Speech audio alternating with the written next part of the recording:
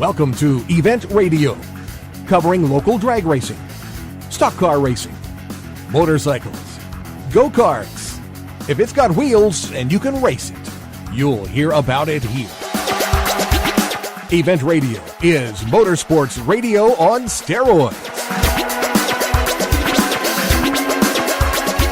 Now, let's join your hosts, Spivvy Williams and Terrible T Guy.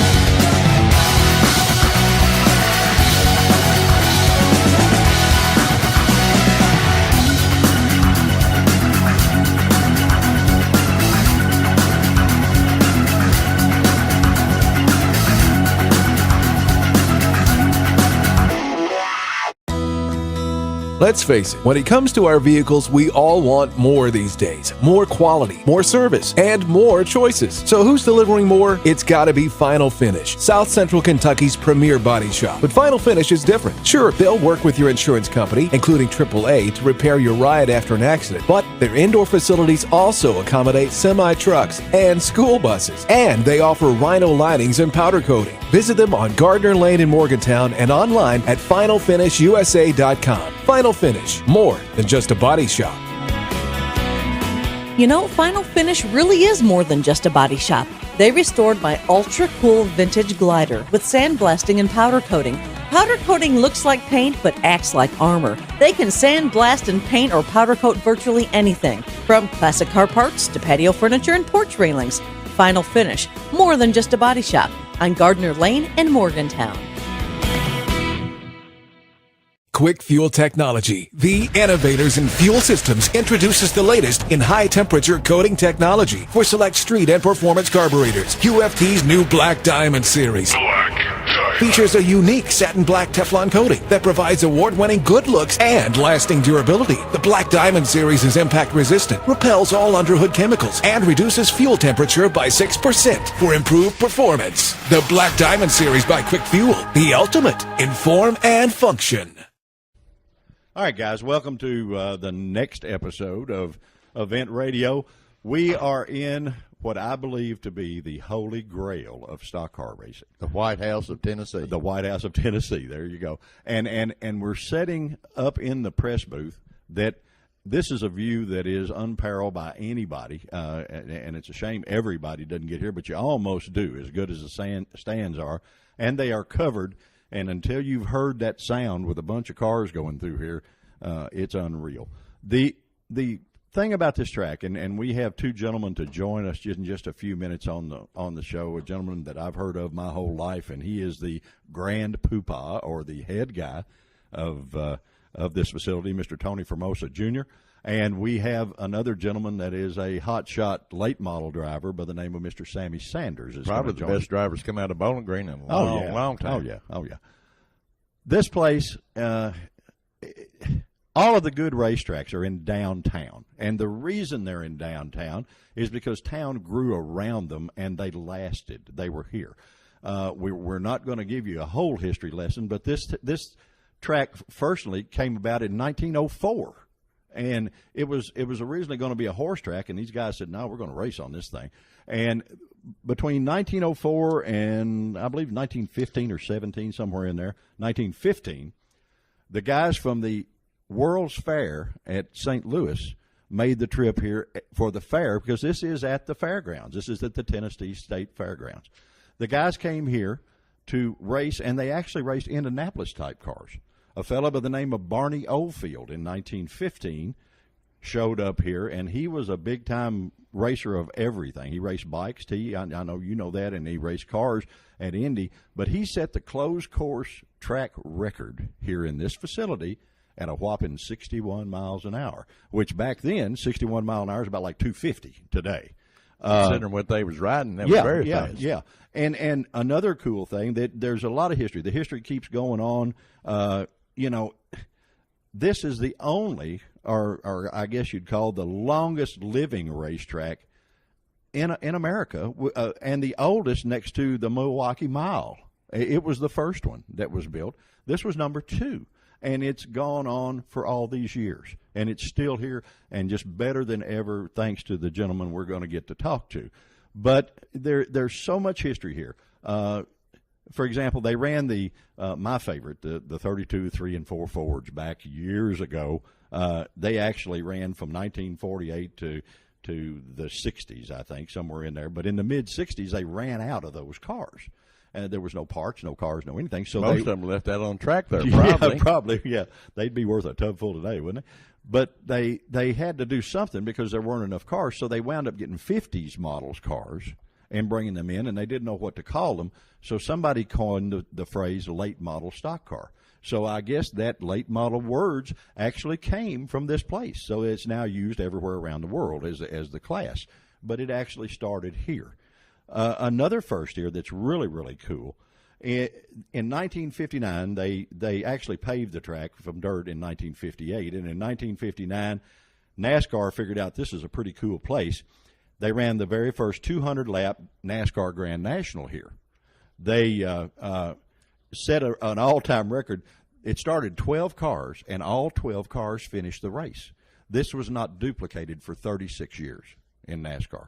It was like 1958 or something like that, or I don't know. I don't remember the years, but no, it was in 1970s or 80s.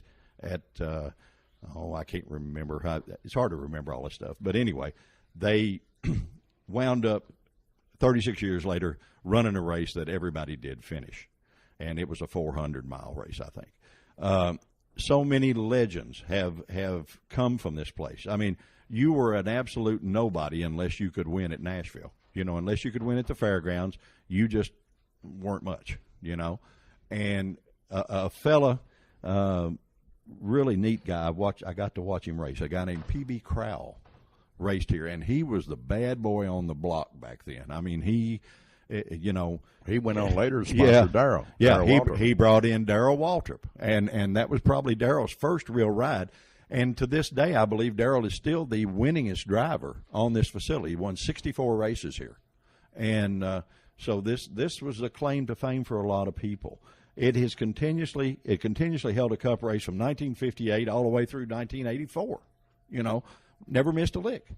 Then all of a sudden, and the thing that I think is so cool, and we're going to talk to Tony about this, these guys are the only racetrack that I can remember coming to in my brain that beat City Hall.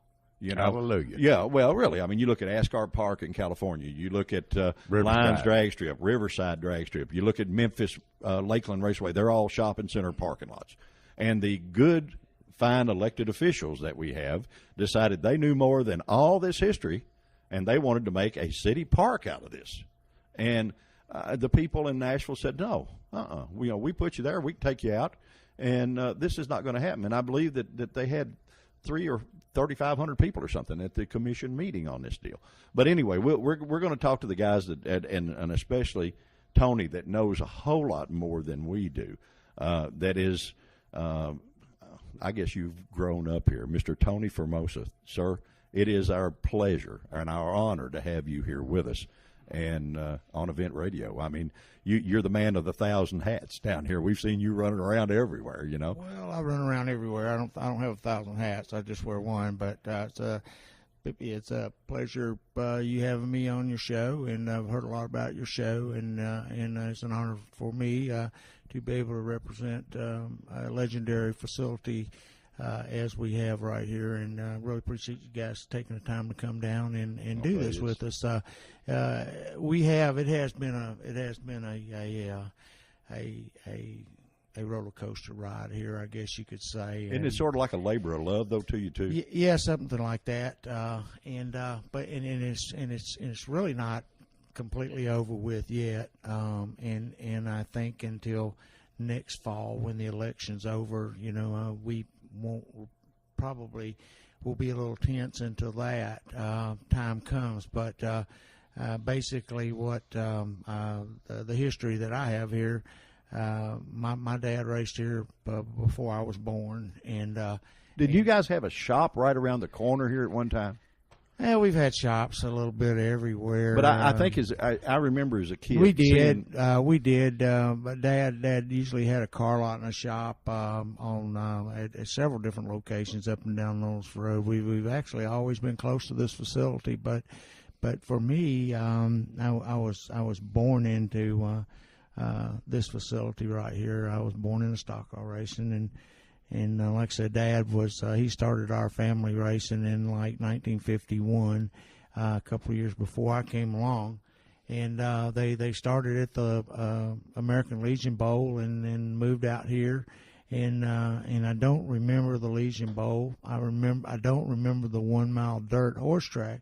I've seen a lot of films and a lot of pictures of it and heard a lot of stories and tales of it, but my mom always said that when she first brought me here, she knew that very minute that what I had been brought to the world for, because this was just it. And I can remember coming here when I was a kid and breaking away from Mom and climbing up on the fence and watching my dad flip cars down the front straightaway, and it wasn't long before I used to be an old tunnel down here that ran up underneath Turn 4, and that was actually the original entrance of the state fair. You see, when this was a 1 mile dirt facility here, this racetrack went way out. The back straightaway was way up there. You see where that railroad track is, probably a mile away right there. The back straightaway was along this side of that railroad track and went all the way down to Knowles Road, turned around and came back. In the middle of this area right here where we're sitting was where they held the Tennessee State Fair. And really? There were a set of concrete steps right down here in about where the fence is in Turn 4, and they went up underneath this racetrack. There was a tunnel, a great big tunnel, just like the tunnel at Daytona or Talladega, but it was a walk-through tunnel at that time. And there were 3 steps of stairs, a step that went straight down, and then a step that came in from the left and the right. And that was the entrance to the Tennessee State Fair. Now, after they built, like in the late 50s, early 60s, when I started coming here, I guess I could say mid 50s, that tunnel had been blocked off, and they had a fence there, and there was just enough room for me to squeeze through that fence. Well, once I learned how to get through that fence, I was in the pit area, and that's how it all came to be. Around, I guess my first trip to the pits was about 1960, 1961, and from the first time I got in the pits, Dad was a little bit mad at me when I got in there, and he said, well, just get over there in the truck and stay out of the way. Stay out of the way, and from there on in, I was here. But I grew up here. I've lived my entire life here, and a few years ago when City Hall decided they were going to pass a bill to demolition this historic facility, it was just like a nightmare to me. I could not imagine riding by here and not seeing these grandstands and this racetrack. It was just, of course, it's a staple. It's been here forever. It was too much for me. When we got here, we got here a little early, and Terry and I walked through and just sort of stood there a minute in the stands, and it reminded me of a movie. I don't know if you've seen the movie The Replacements, but in that movie, there's a scene in that movie of Keanu Reeves, or whatever his name is, standing in the middle of this football field, and the coach asks, it's in the middle of the night. There's nothing going on. And the coach asked him, said, what are you doing? He said, I'm watching the game. In his mind, he's watching the game. And that sort of is what happened to me when I walked in here. We just stood there, and it's deathly quiet, but the track talks to you. This place has got enough history. I remember as a kid coming down here, my dad and Marty Robbins were good friends. And I remember coming down to watch the old Devil Woman car, and my dad would bring me, and I was a snotty-nosed little kid, and we would sit right down in here and watch them come off the corner, boy, and I mean the left front wheel was about 3 feet in the air, And I was fired up, buddy. I thought that was the coolest thing since white bread, It was the coolest thing. Oh, it was. It still is. Yeah.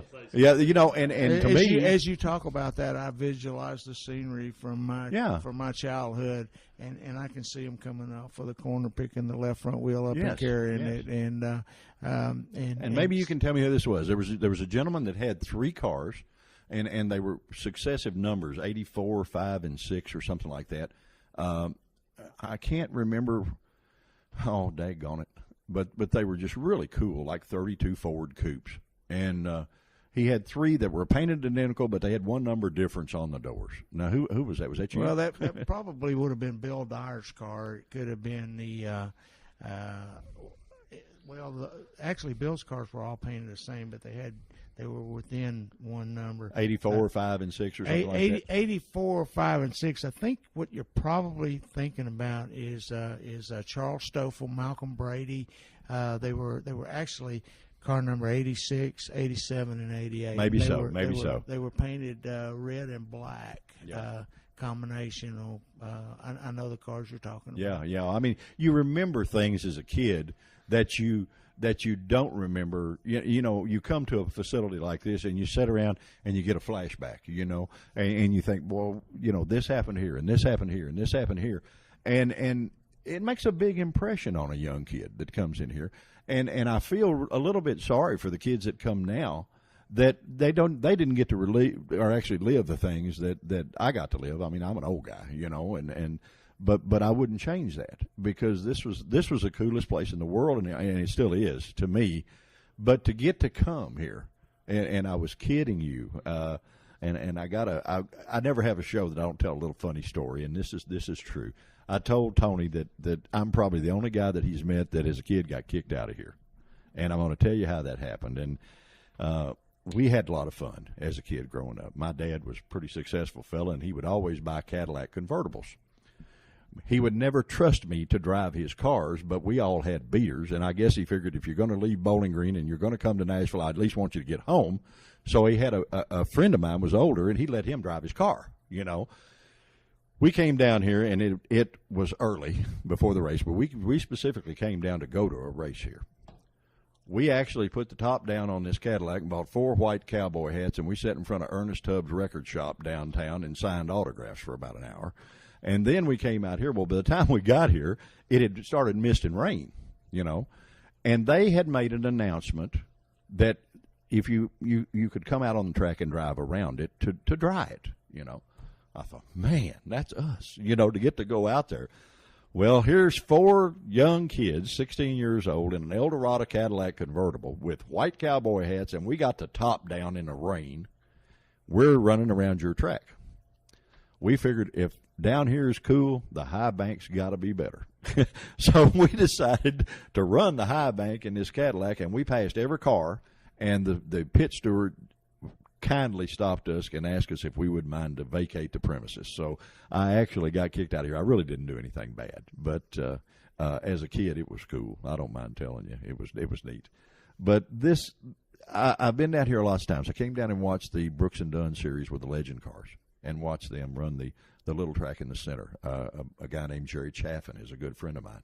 We all raced motorcycles together as kids, and he was a regular running in it. And so I got to watch those, and I haven't been able to come here as much as I'd like to, but I know that several of the kids that I've had on the show, and when I did the show on the regular station, we tried to give as much local as we could to guys like Sammy that were starting out back then, and kids like Bo Miller, and kids like Dylan Oliver, for example. Those boys. We would have them on the show. Hopefully they could get a little sponsorship on down the road, and sometimes it worked. But to run here was the ultimate. And I asked Sammy to be here because it's got to be a special thing, Sammy, for you. You race in a lot of tracks. I mean, you've run Daytona, you've run all the big stuff. But when you come into here and the history that follows you through that gate, it's got to be different. First of all, thanks for having me. And me and Tony got a lot of history. I've known Tony Michael for, I don't know, I'm afraid to say, maybe 30 years now. 100 years. But it's what you're speaking about where this racetrack's concerned. It's just a deal for me coming up when I was a youth and come here. It had such influence on me to the extent that, I mean, when the cars would fire up when I was young, I'd almost have butterflies in my stomach. And I know that sounds kind of corny, but that's just the way it was.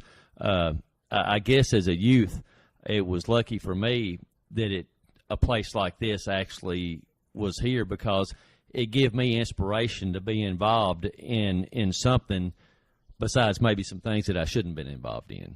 It's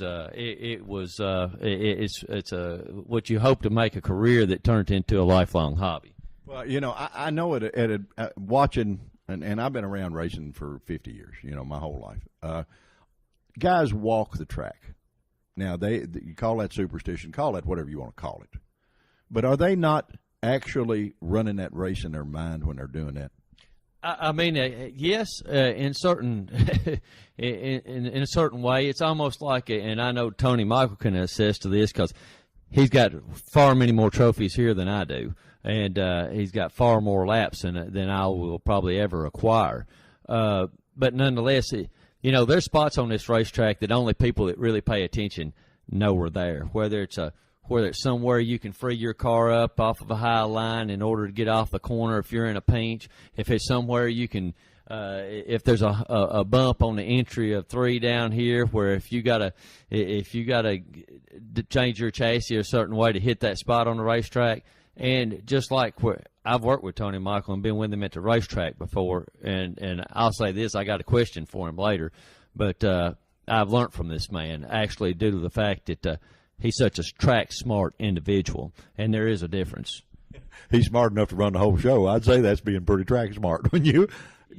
Tony, you've raced here for a long, long time, even before you decided to put on the Grand Poobah hat, if you will. What's your fondest memory of this place as far as being a driver?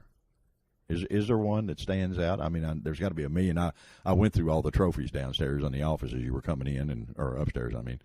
Well, I don't think there's enough hours in a day for me to remiss all the fondest memories that I have here. But like Sammy was just saying, talking about the different spots and the different places on the track and everything, that's so true. And as he sat there telling you about that, I can remember, I remember times that I was taught things on this track, racing against legendary people like Darrell Waltrip, and being a race. And when I was in my prime, I was a driver myself, and always had pretty decent equipment. And somebody like Darrell Waltrip come up on you, and you think, man, I got him tonight. I'm gonna beat Darrell Waltrip tonight, and he all of a sudden go by you, and you didn't even realize he's getting ready to pass you, and he starts putting one wheel down on the flat, getting into turn 3 over here because his car's a little tight that night, and he puts one wheel, the left front wheel, down on the flat, and it automatically turned his car and loaded a sway bar. It never even dawned on me that could happen until that night, and by learning that, I use that as a tool, to win a lot of races with a tight race car, and where I could start using the configuration of this racetrack to make corner speed and get through the corners or pass somebody. So there's lots of places on this track, and not to mention the spots on the track where I had come near to dying, getting hit in the door and stuff like that. But there's so much to this place right here. It is you can just walk through the grandstands like you said when you first got here, and you will feel it talks to you will feel the invisible electricity through your body with no cars on the track. Well, there's been so many families that have the families have grown up here. You look at the Marlins, you look at Cuckoo Marlin, then you go to Sterling, then you go to Stedman, you go, now the daughter, she can wheel a car. And they grow up doing just what you did with your dad. You were here, and you say, hey, I want to do that, and I know Sammy's the same way. Sam, your dad was here doing this. And it just, it's so much cooler. And the people that think the only sport in the world has got a ball hooked to it, I feel sorry for you, because that's not the way it is. That's not the way it is. When you come up in a race oriented group, okay, if you will, to put it that way, you meet friends and stuff that stay with you through your whole life, your whole lifetime. You know, Maybe this sport has got a ball in it too, except it's two of them. Yeah, I understand. Yeah, you got More to so have than stick. Yeah, You there have you go. stick in your hand, hit it. Well, I'm good friends with David Green Sr., and you got David and you got Mark and you got Jeff, all three of the boys. And we're getting ready to go over to Owensboro and do a show with David and with Earl Hayden, which has Nikki Hayden and Roger Lee and Tommy, they're all legends in motorsports. All those boys are. And we were kidding, Terry and I were kidding. He said, "What are we going to call it?" I said, "I guess it's going to be our episode of My Three Sons." I don't know. I guess that's what we'll have to do. But all those guys they raced here. The Green brothers did. Wasn't Jeff a track champion here once or something? One time? Okay. He won the track championship here in 1990, as a matter of fact. Did it? Yeah, I don't know the. I'm not as well versed as I should be, probably, but. Wasn't Cuckoo Marlin the first two-time back-to-back champion here? I think he was. Actually, I think Cuckoo won the championship here 4 times. Oh, did he? And I think him and Joe Buford are the only two that. No, Andy Kirby too, but Joe Buford won the championship here 4 times, and Cuckoo did too. Well, I mean, no matter where you race, guys, and this show goes everywhere in the world, and I don't care what racetrack you're on. If you can win at Fairgrounds Motor Speedway, you can win anywhere. That's what Richard Petty told me in 1975. Yeah.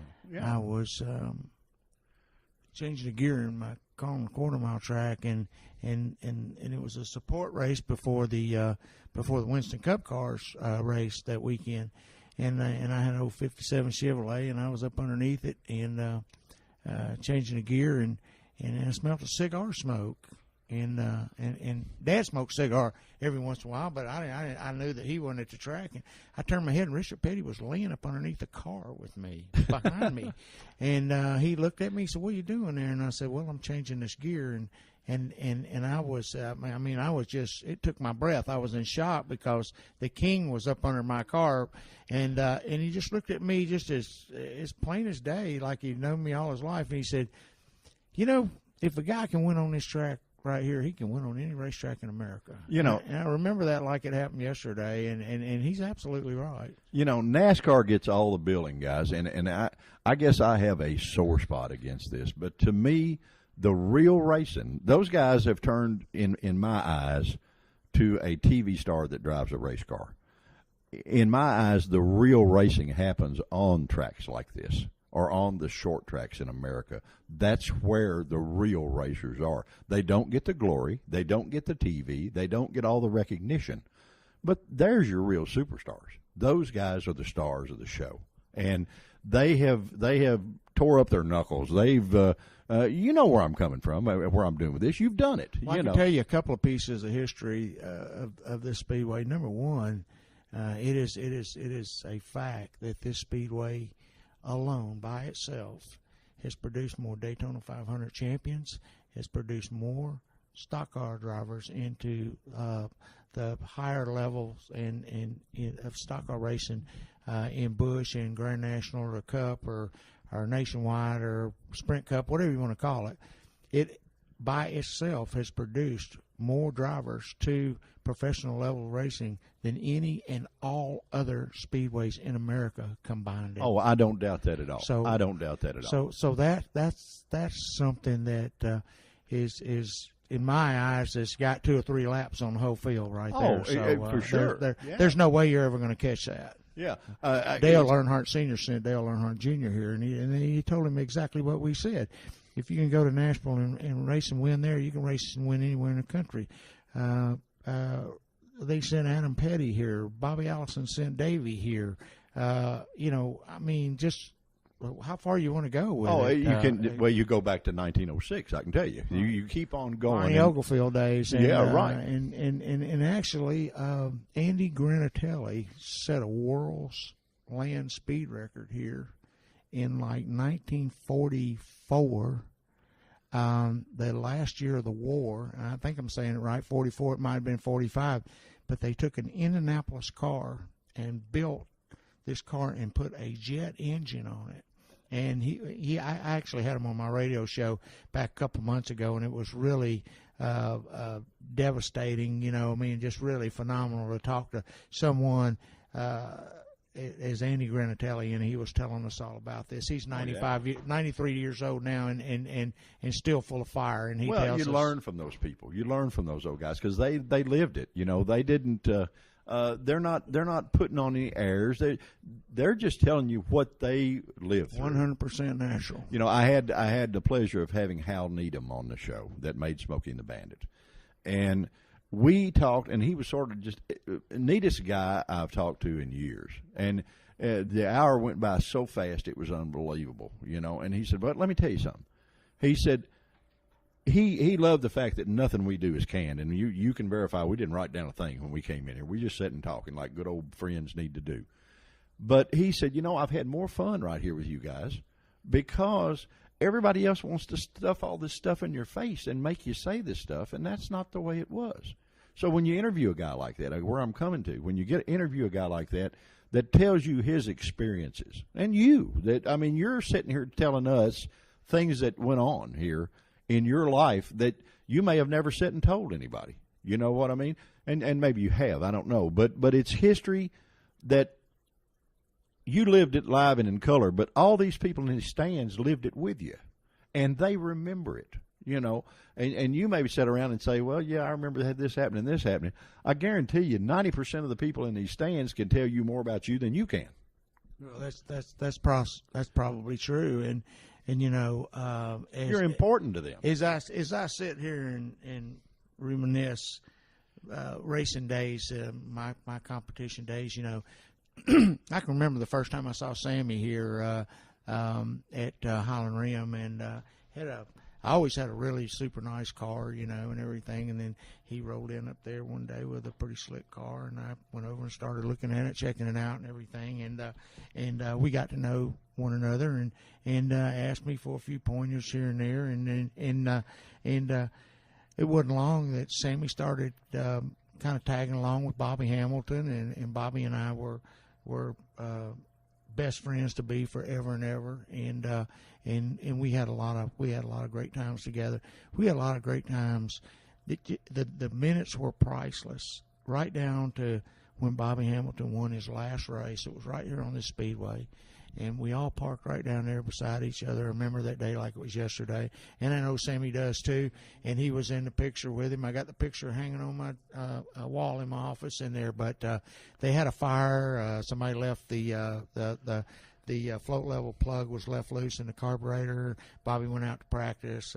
Thing caught on fire, raw gas everywhere, and burnt the car up. And they got down there and rewired it, put a new distributor in it and everything. Bobby won the race, and just being able to have been a part of that and remembering that, remembering things that happened at Highland Rim and just different places all around, that's just like what I said. The memories that you build, they're priceless. With a race car, though, and you actually meet your best friends that are your friends for the rest of your life, and it doesn't matter if you hadn't seen them for 20 years. They're still just as good a friend after 20 years as they were the first time you met them. Absolutely. They kind of become family. Yeah, they do. And all race car guys are that way. And you want to go out and beat their rear off out here on that track, but you're not going to do anything to them.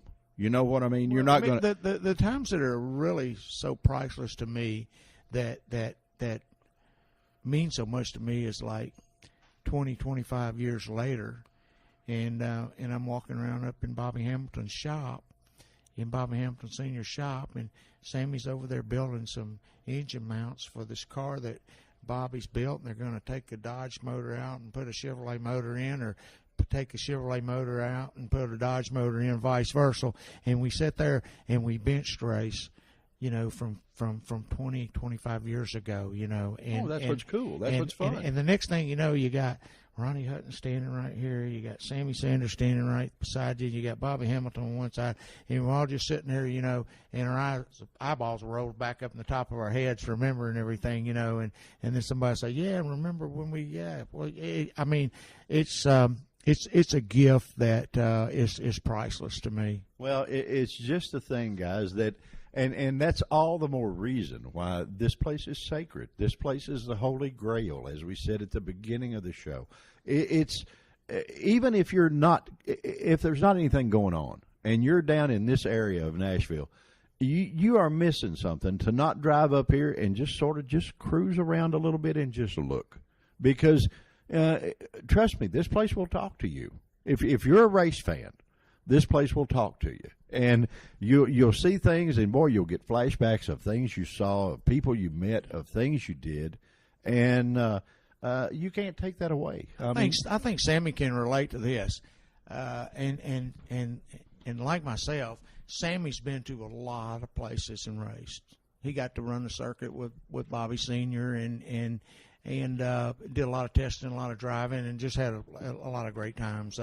But I have never been anywhere in the United States of America to another racetrack, talking to racers, or been to a speed shop or a machine shop or a race shop that we have not had a conversation about the fairground speedways. I haven't yet, and I'm not just saying this because I'm the promoter of this speedway now. This is the gospel.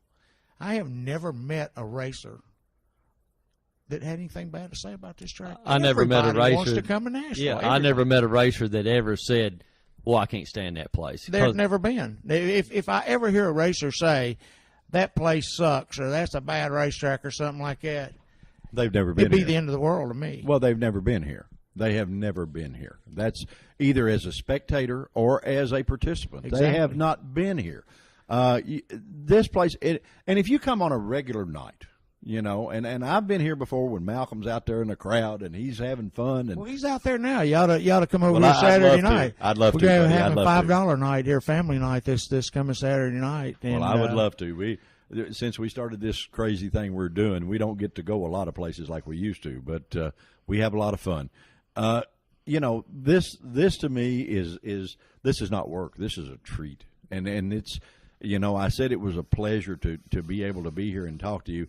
It's more of an honor to me than it is a pleasure, because man, this was way up here to me the whole time growing up, and I'm like I said, I'm an old guy. Me coming to work every day, no matter what it is I'm doing. If I'm down here cleaning the bathrooms, or if I'm down here weed eating the racetrack, or if I'm blowing the track off, or cleaning up stage dry, or stacking tires, whatever I do, it's an honor to me to be able to come to this facility and work here and put my efforts into the great sport of stock car racing.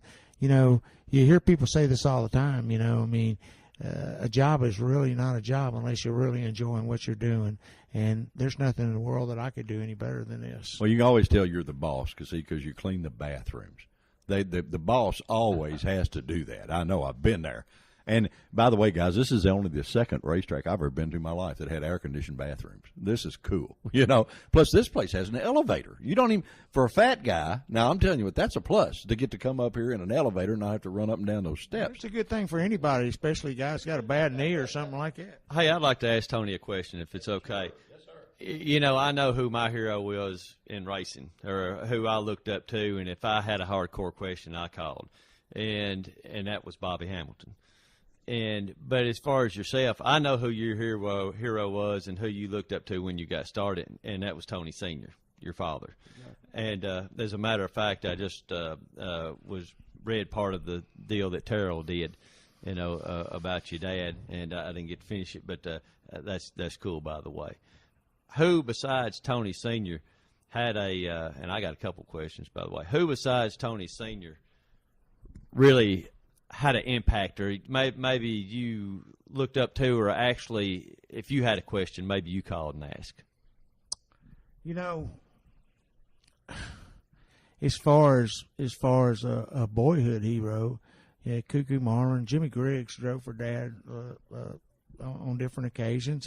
He didn't drive for him every week, but he drove for him in different stages and in different long races and whatnot. And so. You know, I mean, looking at, I always thought Jimmy Griggs was just a cool guy. You know, was the epitome of cool, man. Well, he was cool, you know, and he was just and could back everything up, you know, could drive too and everything. And I, you know, Sonny Upchurch came to drive for us when, you know, right when I was getting out of high school. I guess when I was a sophomore.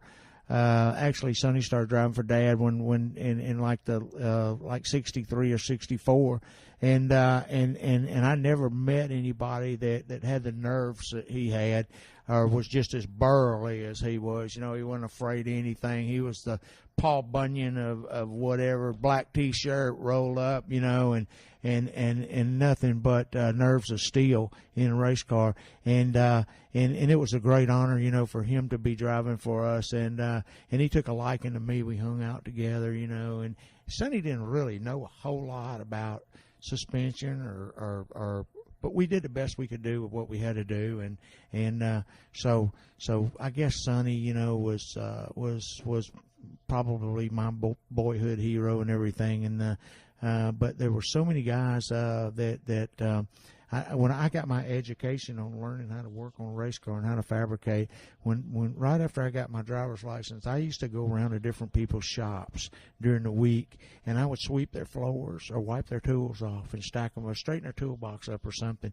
Go over to Walter Griggs's house or go over to Fulton Stutz's house or Rod Stillings, and I thought it was really cool that those guys knew how to fabricate, and I wanted to be able to do that, you know. So that's kind of how I got my education on fabricating, because we didn't really know what fabricating was. The only time we'd have a really nice race car, we had bought it from somebody, but you know, I don't really think that I can point out anybody that was really my, you know, other than Dad and other than Sonny.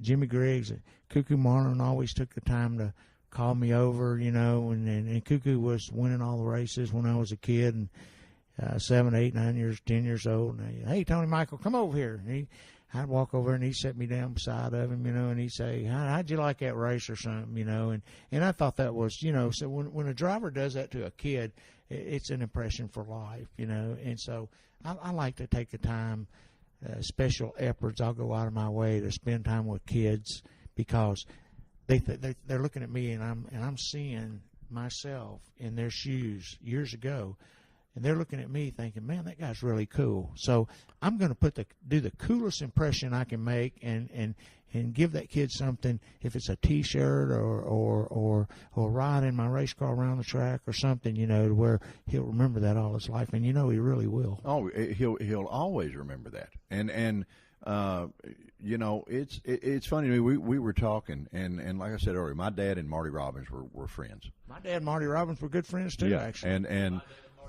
yeah, well, Marty was friends with a lot of people. Yep. But it is true that he would always do the last gig at the Grand Ole Opry, right, so that he could race here and get it done. I remember the Devil Woman car, the old 32 Ford car. But we were talking about earlier, and I know it was purple, but for some reason I got black in my head. Was it ever black? No, all Marty's cars were purple and yellow. Okay, all right. Then I don't know where I got it. I know that I've heard the story that he would race it on Saturday night and it would go in a body shop on Monday, and they would put it back almost brand new. You know, oh, well, yeah. But Marty's cars were the sharpest, most unique, detailed, prettiest, perfect cars you could ever see in your whole life. That's what I had always heard. And the thing I remember about Marty Robbins the most is he always wore this long sleeve silk purple shirt. Everybody back then, if it was from Charlie Binkley to Darrell Waltrip, before they started actually wearing the fire suits, and when Darrell came along, they were wearing fire suits, by the way, but before that time, everybody had their favorite shirt. Or I remember Malcolm Brady used to have it was kind of like a Hawaiian shirt, but it had little race cars on it, and that's what Malcolm wore every time he raced. And Bob Burcham wore like a gray shirt. His race car was gray. But Marty wore purple, and if it wasn't silk, it missed a great chance of being. But Marty Robbins always, I can see him pulling out on the racetrack right now in a coupe or in that 63 Belvedere, whatever the car was. He wore that purple silk shirt. I can remember. Sort of like that. Dave Marcus and his wingtip shoes. Yeah, absolutely. But that shirt was close to the. I know why he wore it, because it was almost the exact same color of the purple on his race car. So it was pretty cool. Didn't you just have Ray Evernham down here with? I did. I had Ray Evernham down here, and actually Ray came through here last year. We found one of Marty's cars up in around Lewisburg, and Ray came down. He bought the car. He stopped over here at the track. We took a lot of pictures of the car and everything. He took it back to his shop in Mooresville, and man, let me tell you, they put that thing back all original, beautiful. There's no telling how many man hours, how much time, how much money that Ray Evernham is really, really proud of that car. Was there not one out off of next to Opryland in that Cars of the Stars? Was there not one of Marty's cars in there for a long time? I think it was. I think the car that was there was the last car that Marty raced in the Winston Cup. I think that was one of the Plymouths or Dodges that he had out there. And but Ronnie Robbins and I are good friends. We used to ride around in Party Code at the lake years ago, and Ronnie had a purple and yellow jet boat that had 777 a Devil Woman on it, and but Marty he sponsored Dad, and he would give him his tires, and he would give him his takeoff tires, because Marty would only run his tires one time. He'd run them one race and give them to Dad, and they were still like brand new, you know. Well, he had a little more budget than most people. Well, he did, and there's a while we're on the subject of Marty Robbins, there is a rumor that is a very true rumor that you may hear people say one day in your life, if you ever hear them talk about this. It is true. Marty Robbins, if he got into you on the track and damaged your race car or caused you to wreck, he would walk down to your car after the race and pull his checkbook out and say, how much do you think it's going to cost to fix that car? He would pay you for your car. Well, he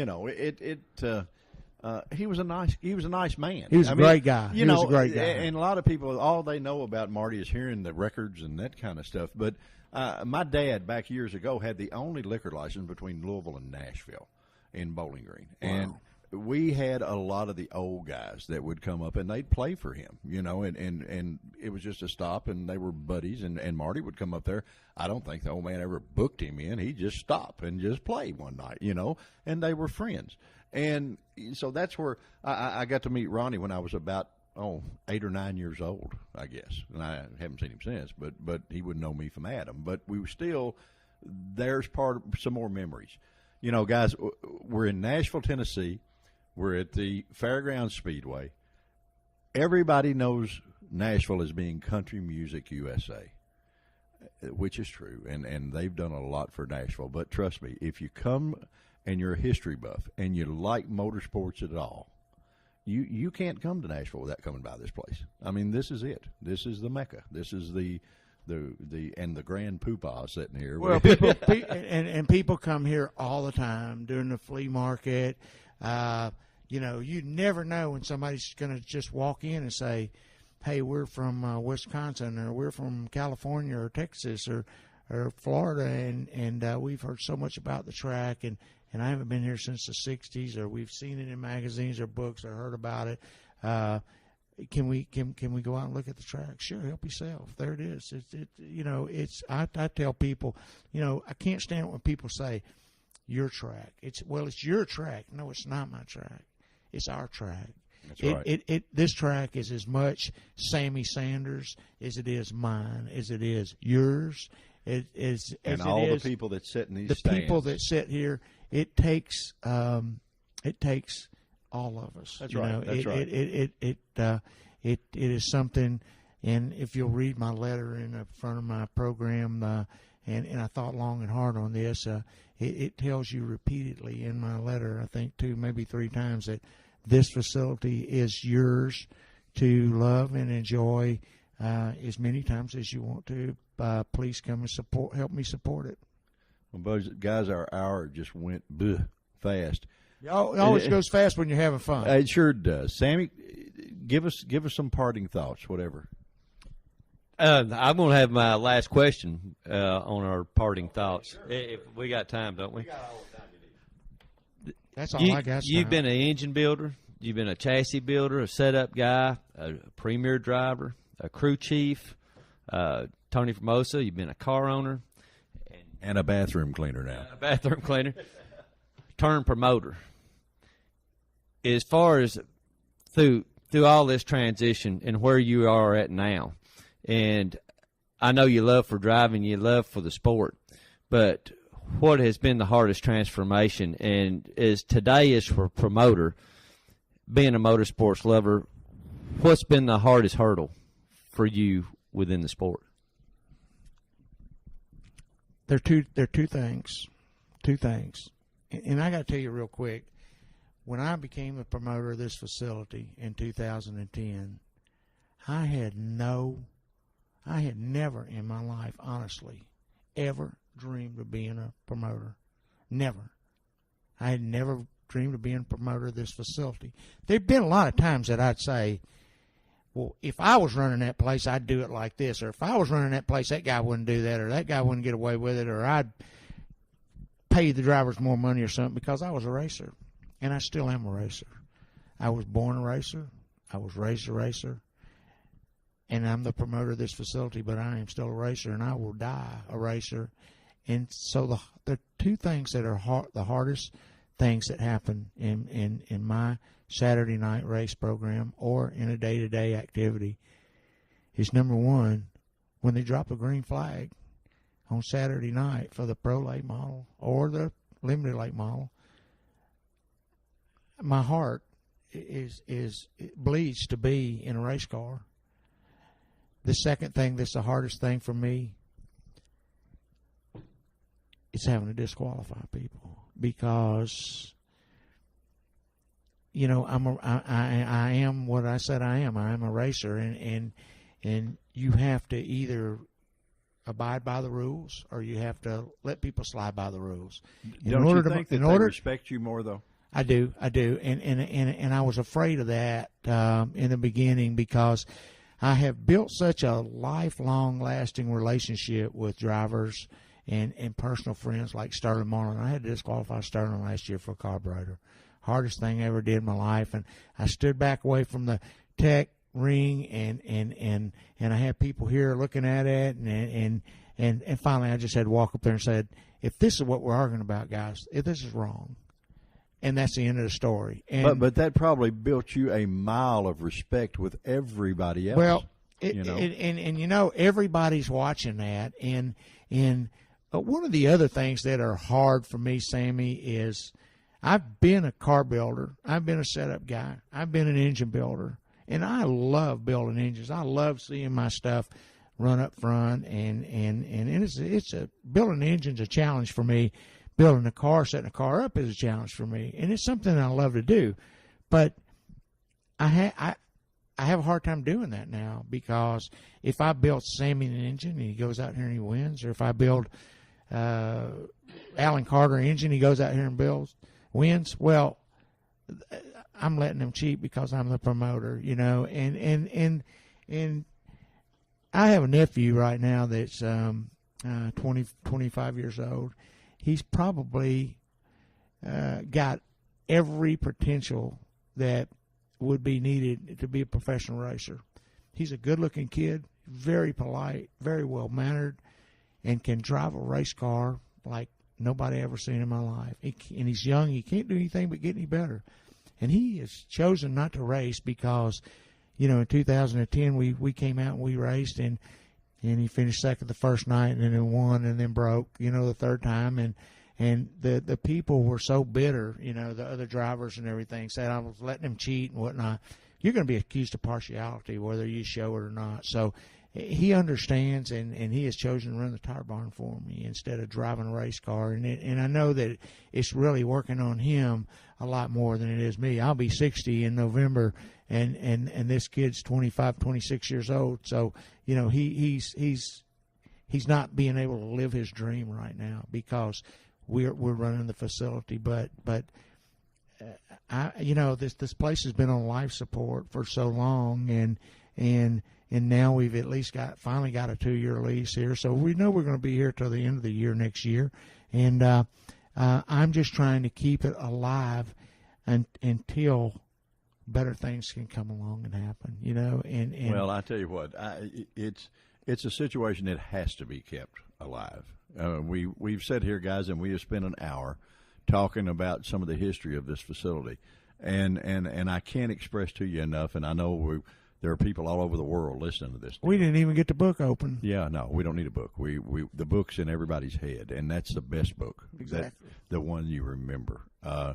But this place, like I say, if you come to Nashville and you want to come to the Grand Ole Opry or whatever you come to Nashville for, you're doing yourself an injustice to not drive by here, and especially if there's an event going on. There is absolutely nothing there is not a note that's played at the Grand Ole Opry to me that sounds any sweeter than sitting under these covered stands and a whole field full of cars going by there. It will rock your world, you know. I mean, this is music. This is where real music takes place. If you're a car guy and if you're a motorsports fan, this is it. Gentlemen, it has been, as I said, an honor for us to take up this much of your time, and I know how busy you are, and the bathroom was clean, by the way. Thank you very much. Thank you. Glad you enjoyed it. Yeah, but to get to spend an hour with you guys, Terry and I, you know, we've looked forward to this forever. We've had fun doing this, and we've also. You guys got an open invitation. You come back anytime you want to. Come to races. Like I say, it's yours to enjoy as much as you want. You know, so feel welcome to come on back, and you can come up here in the suite and have a meal and a drink on me anytime you want. Hey, buddy, I appreciate it, but you know what?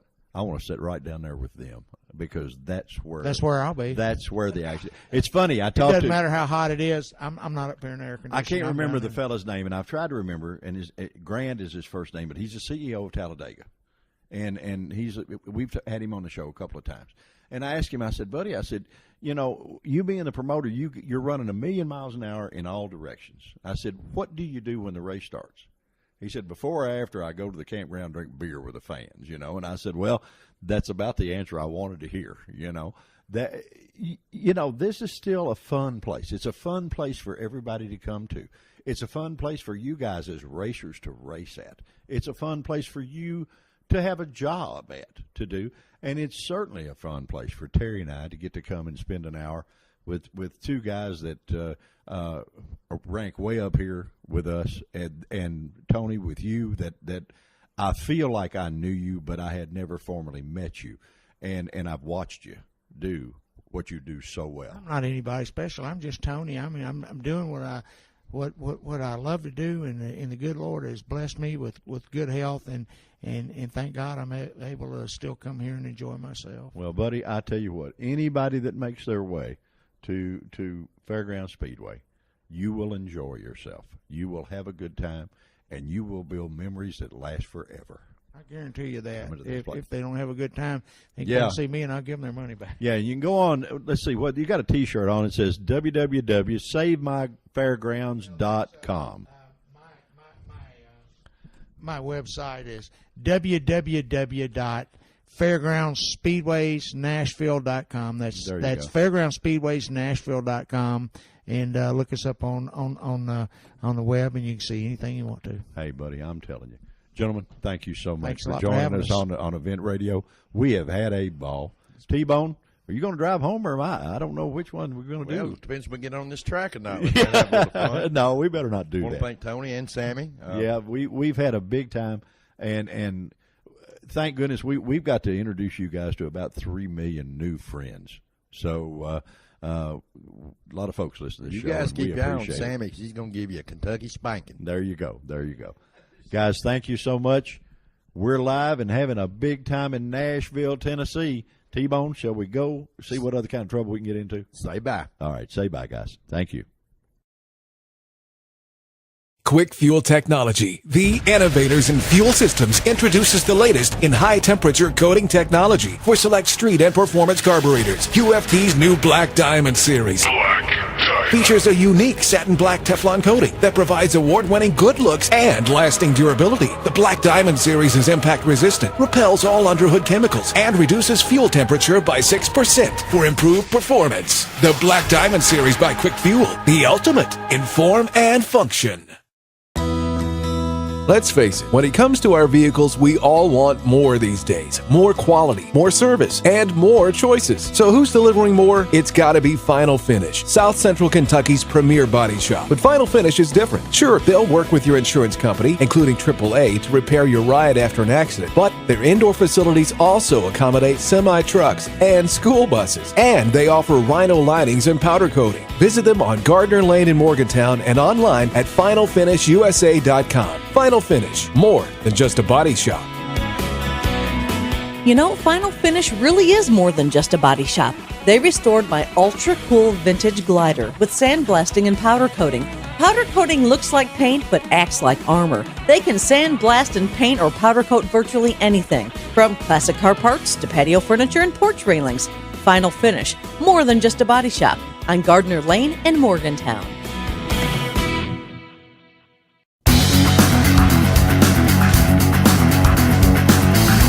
You've been listening to Event Radio, covering local drag racing, stock car racing, motorcycles, go-karts.